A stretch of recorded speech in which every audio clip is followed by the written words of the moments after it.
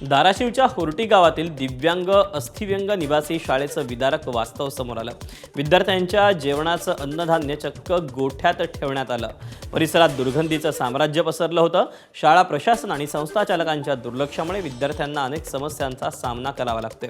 विद्यार्थ्यांना शिकवण्यात येणाऱ्या वर्गखोल्यांमध्ये सिमेंटची पोती आणि शाळेची रद्दी ठेवण्यात आल्याचं देखील चित्र दिसलं। यातच विद्यार्थ्यांना जेवण मिळत नसल्याचा आणि ताटात अन्न नसल्याचा प्रकार समोर आला होता। दिव्यांग विद्यार्थ्यांना हे चित्र आपल्या कॅमेऱ्यात रेकॉर्ड केल्यानंतर व्हिडिओ सोशल मीडियात व्हायरल झाला आहे। होर्टी येथील डॉक्टर बाबासाहेब आंबेडकर अस्थिव्यंग शाळेत आपण आहोत आणि या शाळेची ही दुरावस्था आपण पाहतोय।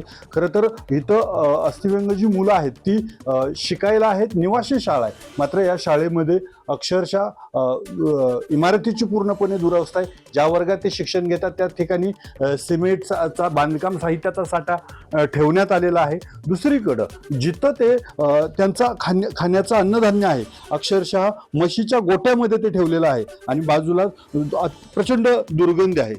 खरं तर स्वच्छता असणं अपेक्षित होतं। इथं मुलं राहत आहेत, शाळा आहे, मात्र खूप मोठ्या प्रमाणात इथं दुर्गंधी पाहायला मिळते। हो, या मुलांच्या अन्नधान्य देखील म्हशीच्या गोट्यात ठेवलेलं आहे। कसं शिकतायत ही मुलं? ही कधी त्यांना स्वच्छ वातावरण मिळणार आहे, स्वच्छ अन्नधान्य मिळणार आहे? ते तात्पुरतं ठेवलेलं आहे सर। ते बांधकाम चालू असल्यामुळं तात्पुरतं ठेवलेलं आहे। प्रचंड घाण आहे, का बरं असं? ते असं होऊ नये आणि याच्या पुढे ते होणार नाही। आजच मी ते अन्नधान्य शिफ्ट करायला लागलो आजच।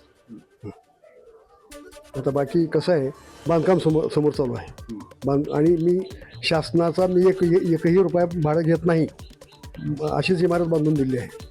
हां, आता याच्या पहिले म्हणजे लवकरात लवकर 1 महिन्याच्या ती सगळी व्यवस्था करून घेणं। शिक्षणाबद्दल आता ते तुम्ही म्हणाल प्रत्येक वर्गात काही सिमेंट नाही आहे, तिथं सिमेंट ठेवलं मान्य आहे, ते बांधकाम चालू आहे म्हणून ठेवलं आहे। पावसाळ्याचे दिवस आहे, बाजूलाच बघितलं तर घाण प्रचंड दिसतीये, गोट्यामध्ये अन्नधान्य आहे। कसं आहे बरं, मुलं इकडे ते बघतोय आता कर्मचाऱ्यावर कशा पद्धतीने हे करायचं ते बघतोय मी आणि त्या पद्धतीने अगदी 2-3 दिवसात करून घेतो, स्वच्छता करून घेतो।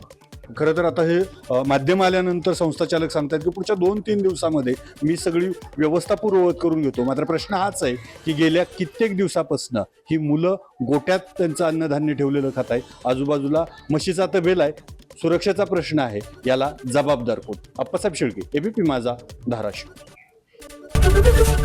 एबीपी माझा, उघडा डोळे बघा नीट।